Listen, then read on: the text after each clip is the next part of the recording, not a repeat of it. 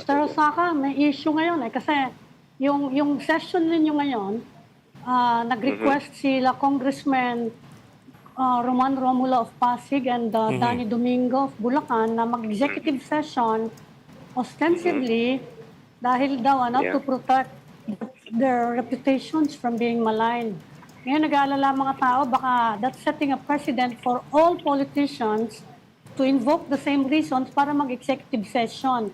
Para pa daw yung live streaming kung gano'n ang mangyayari. Alam mo, gaya nga lang sinabi namin, or I explained to the public or even to the media before, no? Ang default ng ICI is live streaming. We want it live stream. Kung pwede nga 100% live stream yan. That's our, in fact, we read section 1 of our guidelines. Ang default really, the general rule is that we go live streaming. However, we also recognize, number one, the laws, the Constitution. At the same time, yung mga rulings ng Korte Suprema, no, ng judiciary, wherein even in their guidelines on access to information, there are exceptions. Hindi absolute yung access ng publiko sa information. No? So we base it there.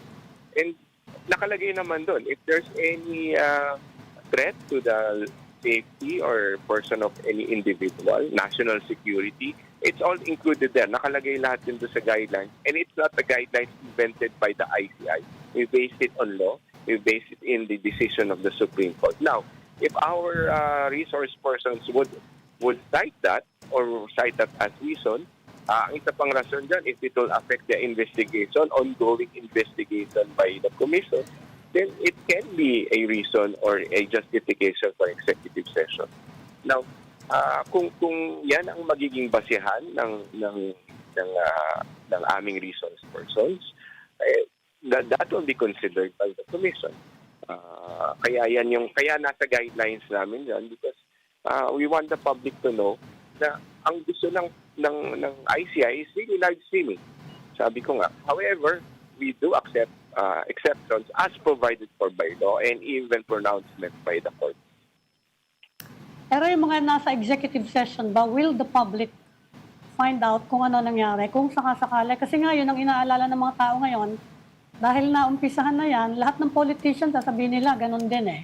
Of course, it's their reputation at stake. They're being accused of high crimes eh. Paano kung lahat sila, yan ang sabihin? Well, yan ang sasabihin na if that's still based on law, then the ICI, the commission, the commissioners will be forced to follow the law. No one's above the law. No? Hindi naman namin pwedeng ibaliwala kung ano nasa batas, anong sinasabi ng ating korte. No?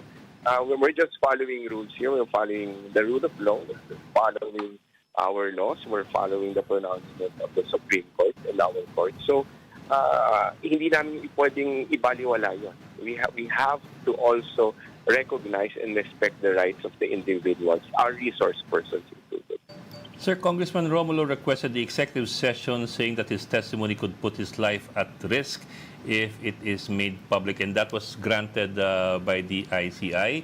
I presume, and I suppose the public would like to presume then that when the commission heard his testimony, it would have been able to decide or determine right then and there if his life is really at risk, or if he just doesn't want to, just doesn't want to have it made public.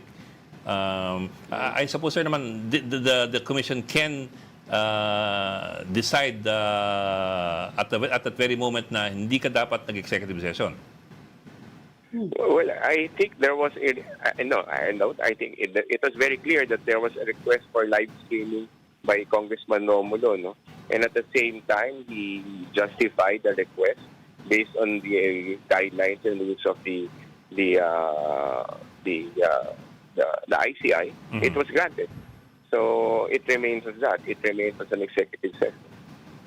But the point, I guess, is that not every request will be granted. Not every request for executive session will be granted. Is that correct? Well, yes, of course. It is not based on our rules. It's not based on the guidelines that are provided. Then the request for executive session can be denied.